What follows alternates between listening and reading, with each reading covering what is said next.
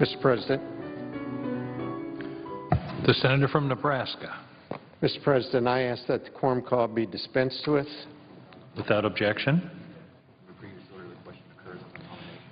Under the previous order, the question occurs on the nomination. Ask for the ayes and nays. Is there a sufficient second? There appears to be. Clerk will call the roll. Mr. Alexander, Ms. Ayotte, Ms. Baldwin, Mr. Barrasso, Mr. Baucus, Mr. Begich, Mr. Bennett, Mr. Blumenthal, Mr. Blunt, Mr. Booker, Mr. Bozeman, Mrs. Boxer.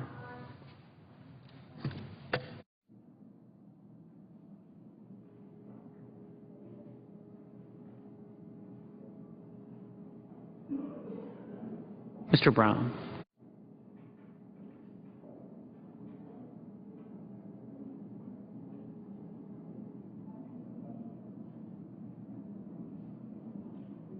Mr. Burr.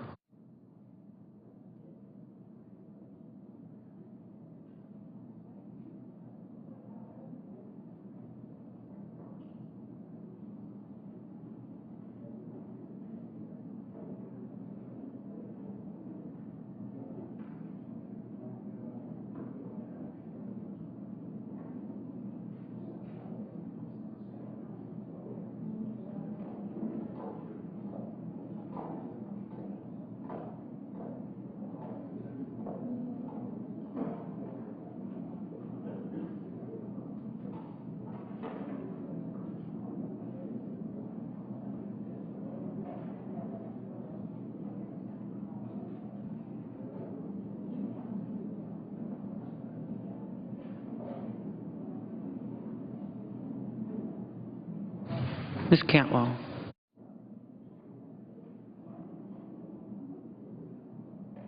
Mr. Cardin.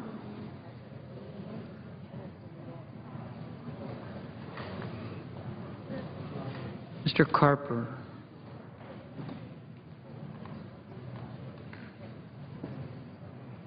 Mr. Casey.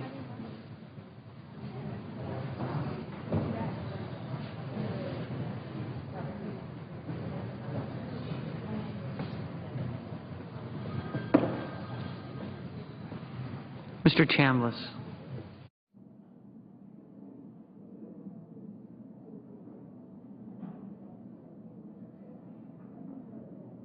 Mr. Coates.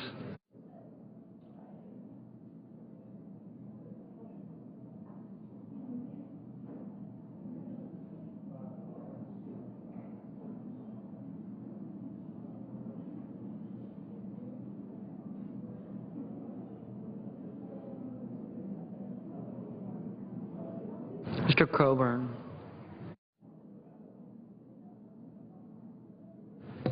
Mr. Cochran.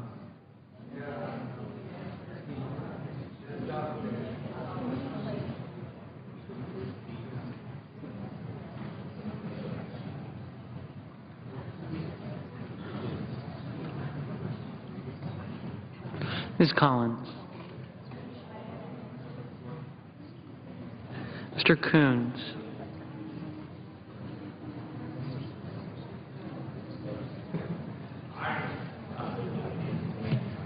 Mr. Corker.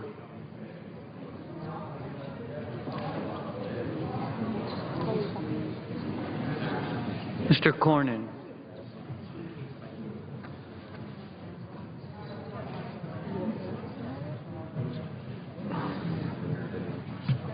Mr. Crapo.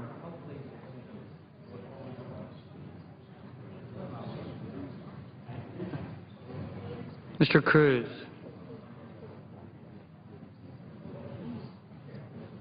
Mr. Donnelly. Mr. Durbin.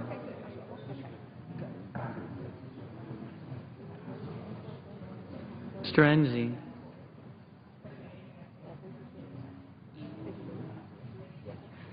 Mrs. Feinstein.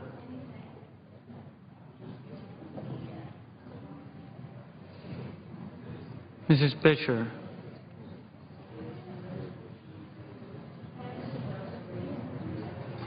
Mr. Flake.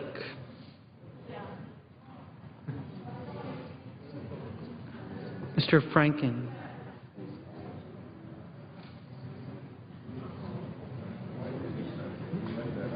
Mrs. Gillibrand.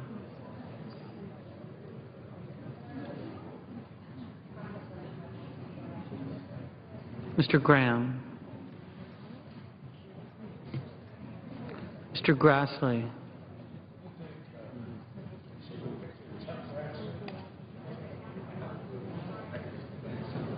Mrs. Hagan.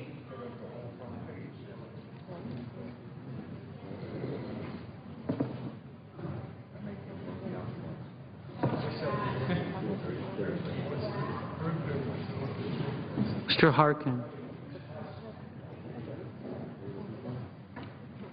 Mr. Hatch.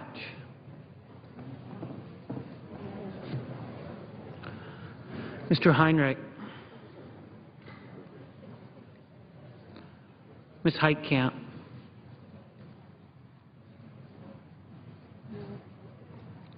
Mr. Heller.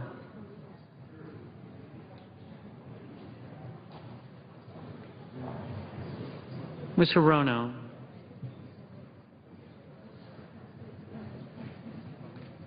Mr. Hogan.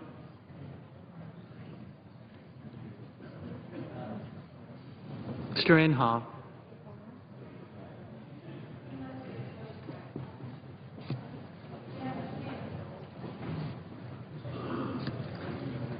That was on Judge Wilkins, right?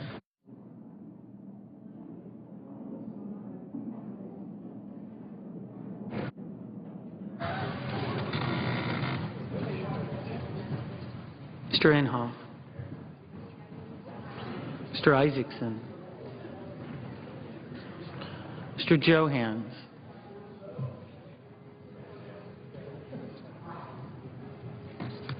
Mr. Johnson of Wisconsin. Mr. Johnson of South Dakota. Mr. Kane.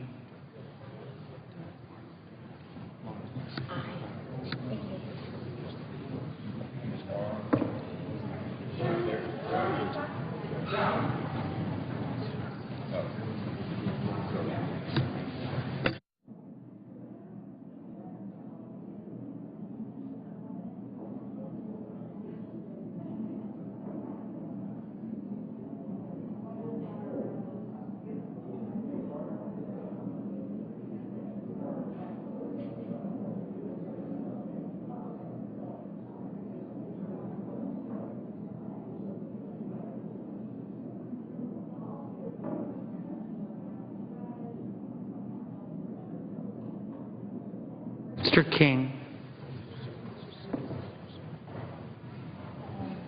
Mr. Kirk.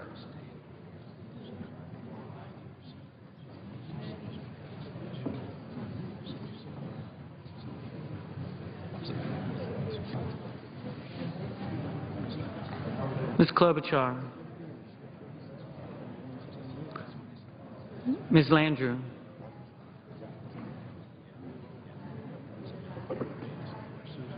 Mr. Leahy.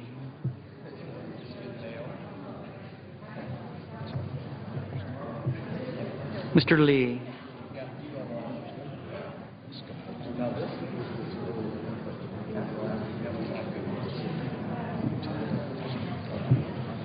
Mr. Levin.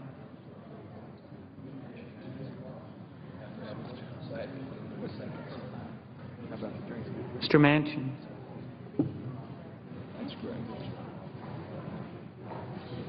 Mr. Markey.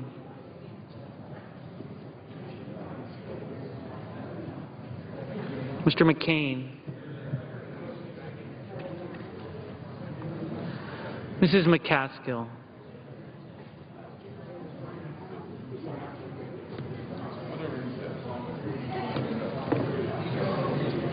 Mr. McConnell. Mr. Menendez.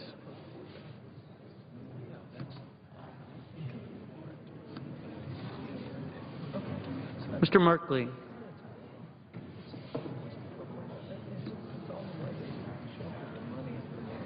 Ms. Mikulski.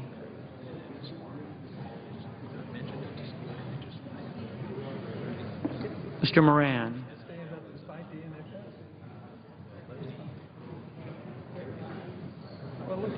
Ms. Markowski.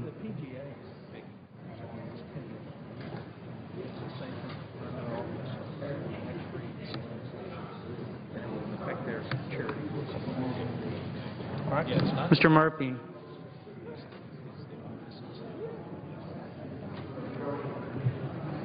Mrs. Murray.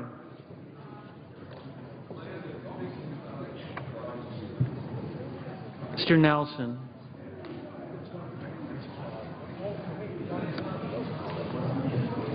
Mr. Paul.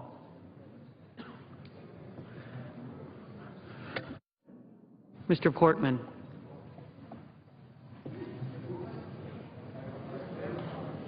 Mr. Pryor.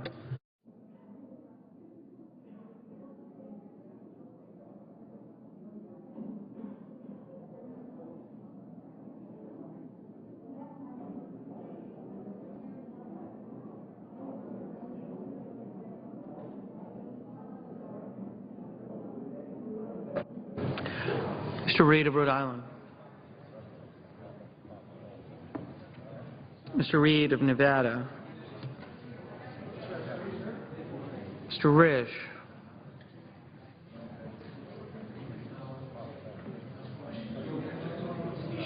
Mr. Roberts.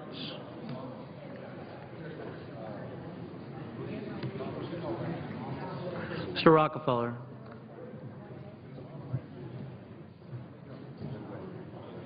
Mr. Rubio.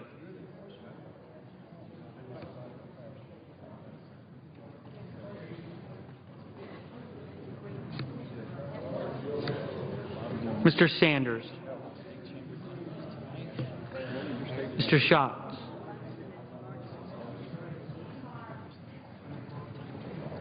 Mr. Schumer.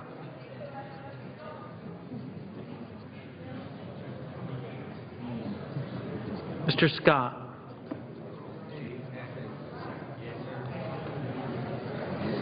Mr. Sessions. How's it going? So much longer you got? Mrs. Shaheen. Mr. Shelby.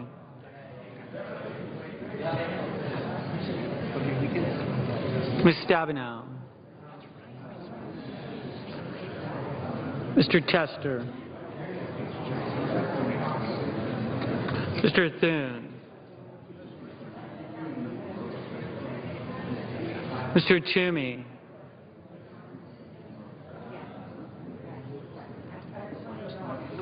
Mr. Udall of Colorado.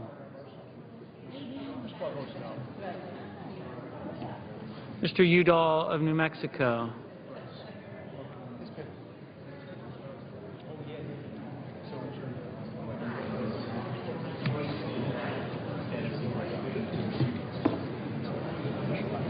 Mr. Vitter.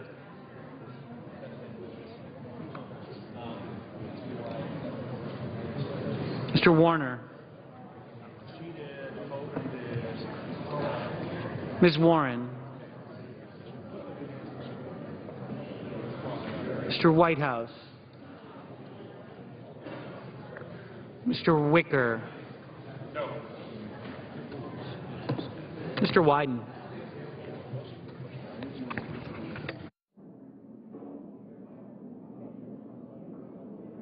Senators voting in the affirmative: Begich, Blumenthal, Boxer, Brown, Cantwell, Cardin, Carper, Coons, Feinstein, Gillibrand, Hagan, Harkin, Heinrich, Heitkamp, Johnson of South Dakota, Kane, Landrieu, Leahy, Levin, Manchin, McCaskill, Merkley, Mikulski, Rockefeller, Sanders, Schatz, Shaheen, Stabenow, Tester. Mr. Warner, aye. Mr. Franken, aye. I don't have this good of a sense as to which document. Mr. Whitehouse, aye.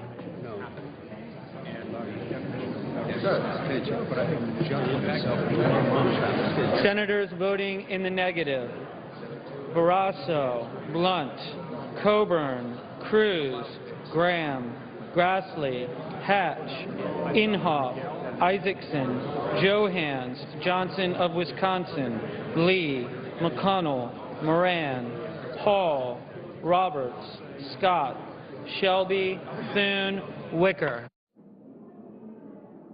Ms. Collins, no. Mr. Bozeman, no. Mr. Burr, no. Mr. Cochran, no. Mr. Risch, no. Ms. Baldwin, aye. Mr. Markey, aye.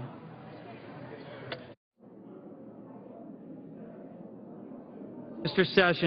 Sessions, no. Mr. Heller,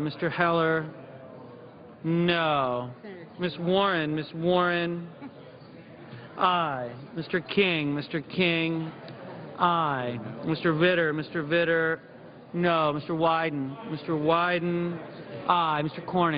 Cornyn, no. Mr. Toomey, no. Mr. Pryor, aye. Mr. Kirk, no.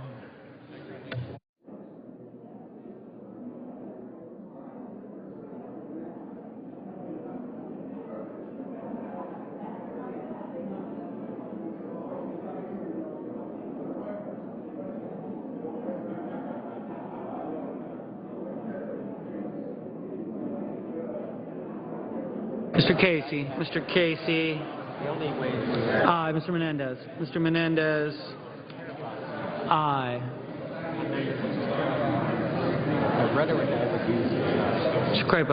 Mr. Crapo, no. Mr. Enzi, no.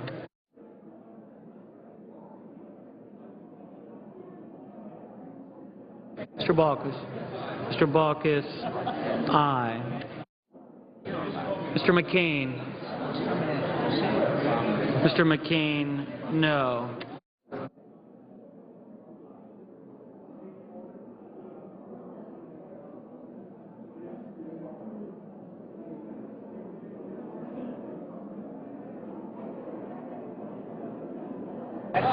Mr. Booker, aye. Mr. Udall of Colorado, aye. Mr. Udall of New Mexico, aye. Mr. Alexander, no. Ms. Murkowski, no. Ms. Klobuchar, aye. Mr. Murphy, aye. Mr. Nelson, aye. Ms. Hirono, aye. Mr. Bennett, aye. Mrs. Fisher, no. Mr. Flake, no. Mr. Corker, no.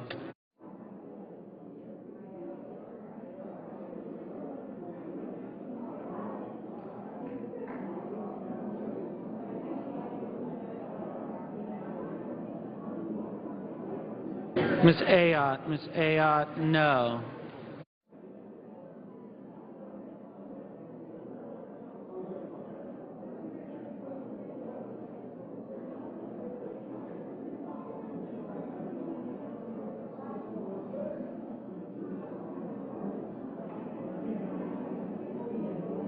Mr.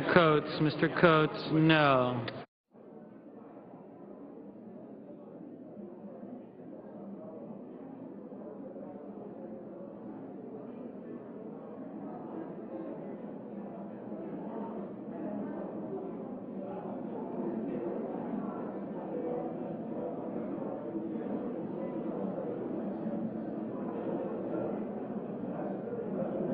Mr. Portman, no. Mr. Donnelly, aye.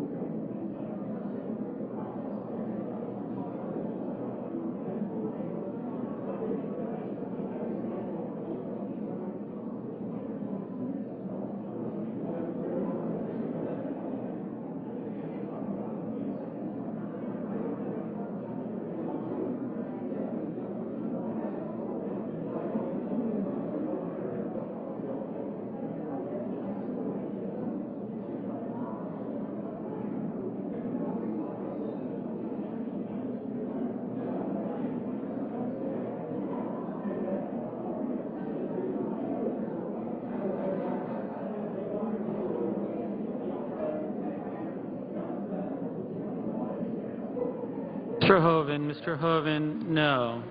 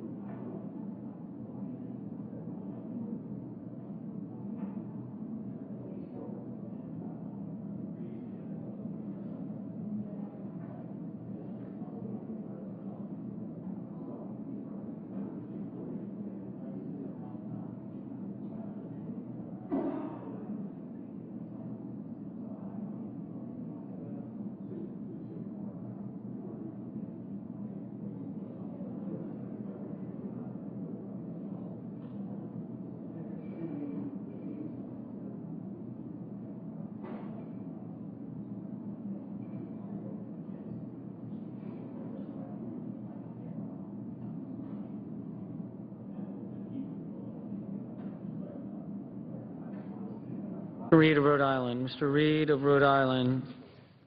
Aye. Mr. Durbin. Mr. Durbin. Aye.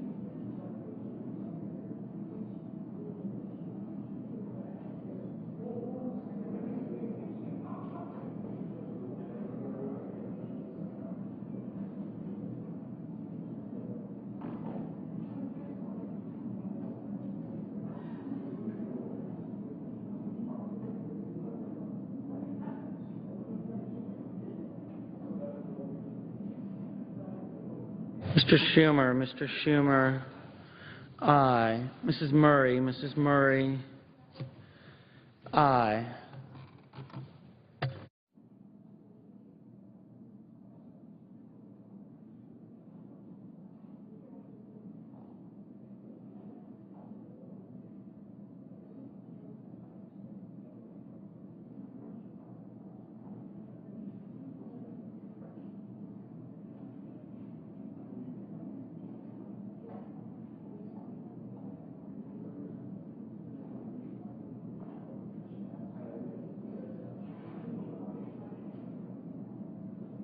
Mr. Reed of Nevada. Mr. Reed of Nevada. Aye.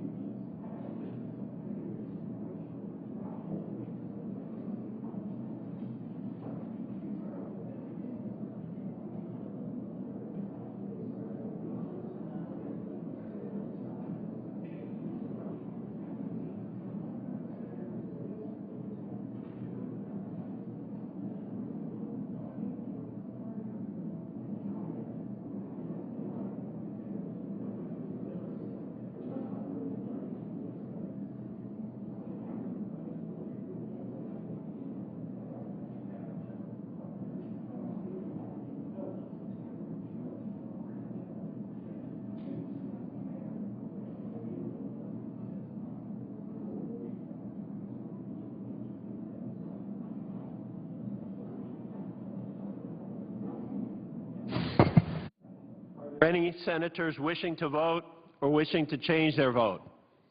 If not, the ayes are 55, the nays are 43. The nomination is confirmed. Mr. President, The Majority Leader. I ask consent the motion to reconsider be considered made and laid on the table with no intervening action or debate, and the President be immediately notified of such action. Is there objection? Without objection. Mr. President, there's a lot of work going on around the Capitol this evening, and tomorrow morning we're going to see if we can figure out a way to move forward to help 1.4 million people who are unemployed, to extend uninsurance benefits to them. It's something we need very, very much, and we're going to see if we can work a way to move forward. Under the previous order, the Senate will resume legislative session. President. The Senator from Rhode Island. Mr. President, I would ask unanimous consent that on conclusion of my brief remarks that Senator Lee be recognized, and then after Senator Lee, Senator Harkin be recognized. Without objection. Thank you, Mr. President. Mr. President, as the leader indicated, we are working to try to develop a response to the 1.3 million Americans who on December 28th lost their unemployment benefits, the extended benefits, and since that time the number has increased. About 70,000 Americans in a week are losing their unemployment insurance benefits, and this number is now approaching roughly 1.5 million Americans, and it will approach a significantly higher number of Americans throughout the year. About 70,000, as I said, each week are losing these benefits. This is an emergency. These people have worked. They're in a job market where typically there are 2 applicants for every job. And we're seeing a job market that is moving sometimes forward and sometimes sideways. The numbers last Friday were quite disappointing for December. It could have been the weather, but it could be other factors. But it does underscore the need to move very aggressively to address the issue of these unemployed Americans. The average benefit is about $300 and $350 a week. The only reason they qualify for the benefit is they did work and they're still looking for work. One of the ironies of last week's numbers is even though we had a very mediocre job creation, the unemployment rate fell. Why? Because people are leaving the workforce. They're giving up. We can't let that happen. And one way we keep people looking for work and we keep them able to look for work is we provide this modest benefit each week. And so we're looking very hard, and we've had a great deal of collaboration and cooperation. I want to thank Senators Heller, Collins, Portman, Ayotte, and Coates. They voted to keep this process going forward, and I respect and thank them for that. And I know over this last weekend, particularly Senators Heller, Collins, and Portman have been working to try to find a way to move forward. Let me say, though, that we, on our side, have moved very, very far. Typically, these benefits are not paid for. Last year's 12 months of unemployment insurance was unpaid for. It was an emergency. It probably created on the order of 100,000+ jobs, which would not have taken place without that kind of increase in demand in the economy generated by these payments to individuals looking for work. Well, we heard what our colleague said, that this, has to be paid for. And so we went ahead and we proposed a pay for. Again, many of my colleagues on the Democratic caucus in both the House and the Senate would prefer to see these benefits as emergency unpaid for. Well, we've repeatedly done that. We've also changed the duration of the benefits. We eliminated some weeks in the first 2 tiers so that we would be able to afford this benefit and still give people the opportunity to move forward. So we have moved from what we've typically done, and again, if you look back over the years, the exception is paying for these benefits. Many times during the Bush administration, we provided unemployment benefits unpaid for. Now we're asking to pay for it. We've tried to pay for them. We've tried to change the duration so that we could afford them but still provide help for people. And we have done this because we have heard from the other side, one, they have to be paid for, but two, you can't use revenues. Now, a balanced approach to any public policy solution has to, I think, at least consider revenues. But our colleagues have been staunch by saying we will not entertain at all any revenues to offset this payment. Now, there are a long list of egregious tax provisions which have been highlighted by many of my colleagues, particularly Senator Levin in his work, with respect to corporate benefits that not only should be corrected, but could be applied to allow these Americans the opportunity to have some substance, some support as they go forward looking for work. But because our colleagues on the side say no revenue, okay, we've looked for ways to pay for this without engaging in revenue. So we have made, I think, a significant step forward.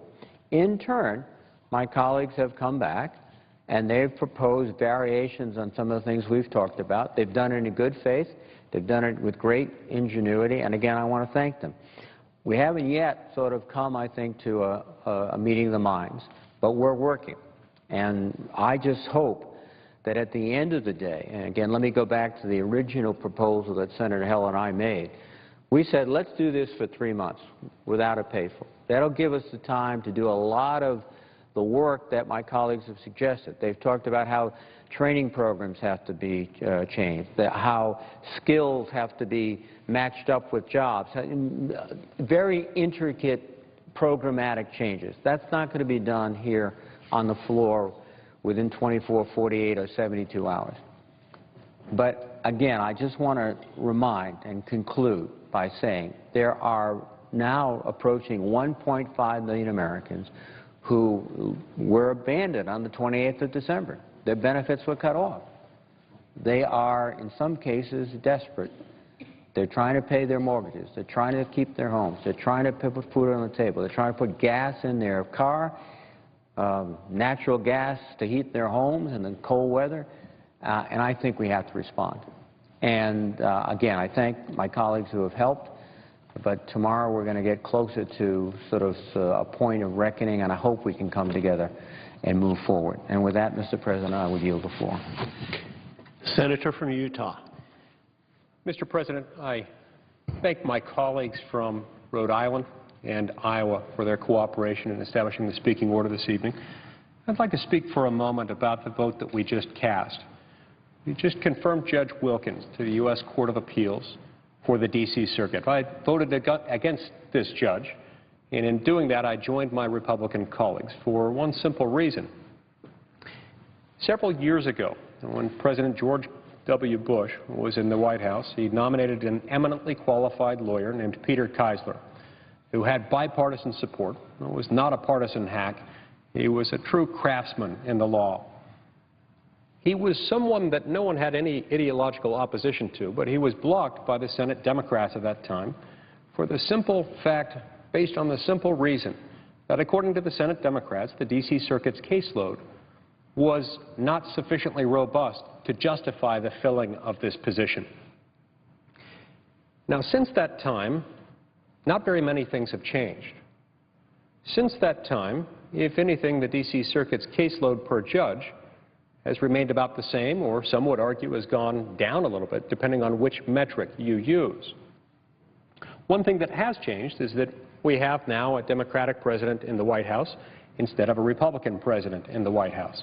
And suddenly my friends across the aisle have forgotten about the caseload-based arguments that they used a few years ago to keep Peter Keisler off of the U.S. Court of Appeals for the D.C. Circuit. We've now confirmed, just in the last few weeks, 3 additional judges to the U.S. Court of Appeals for the D.C. Circuit. This has happened against substantial Republican opposition that has been based on the very analysis that I've just outlined. And this has been facilitated by virtue of the fact that my distinguished colleague, the senior senator from Nevada, joined by his Democratic colleagues, chose a few weeks ago to exercise what's been referred to as the nuclear option. They broke the rules of the Senate in order to change the rules of the Senate.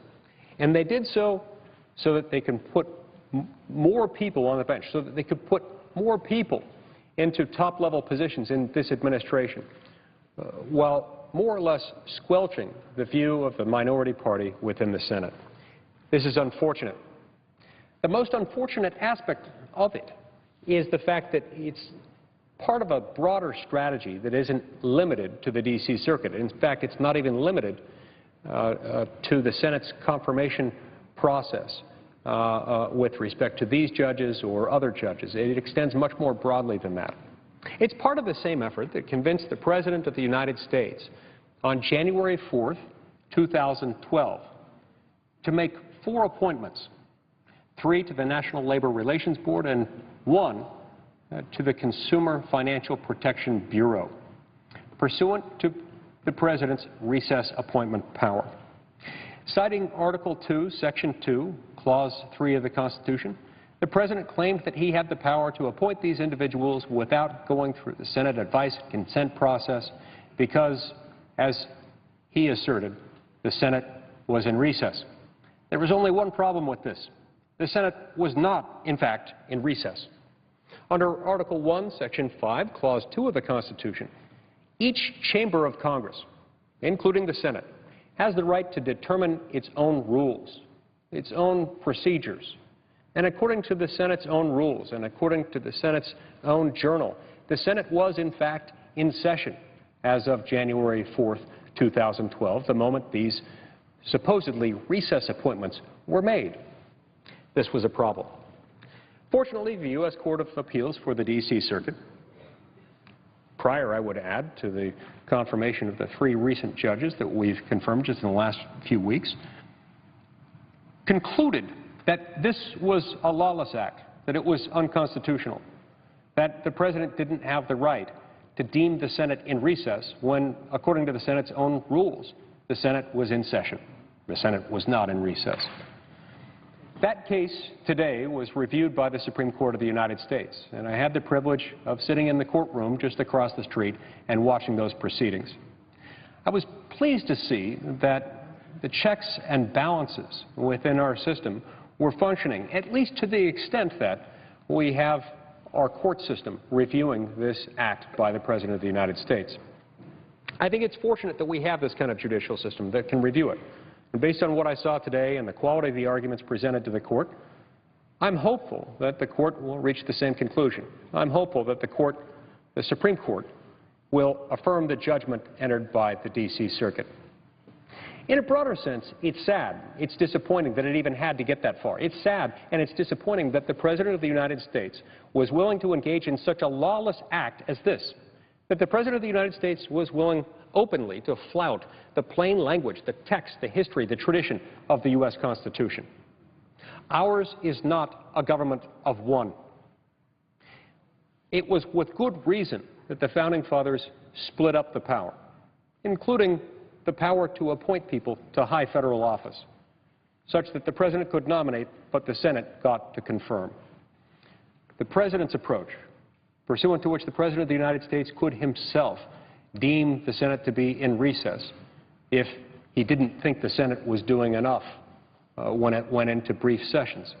The President himself could substantially circumvent the advice and consent rule that the Founding Fathers and the Constitution wisely placed in the hands of the Senate.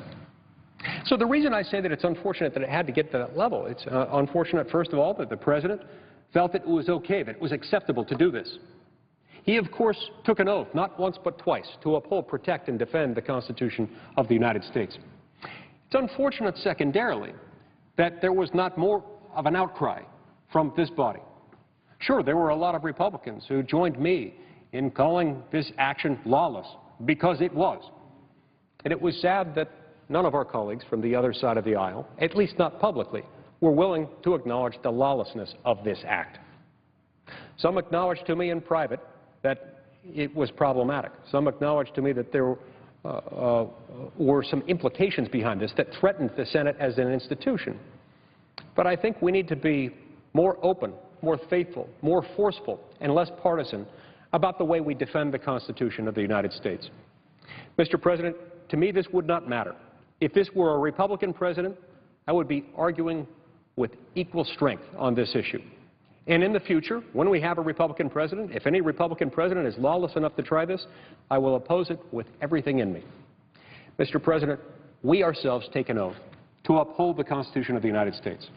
And I think that involves doing more than simply leaving it to the courts to iron out the details. Thank you very much, Mr. President. I yield the floor.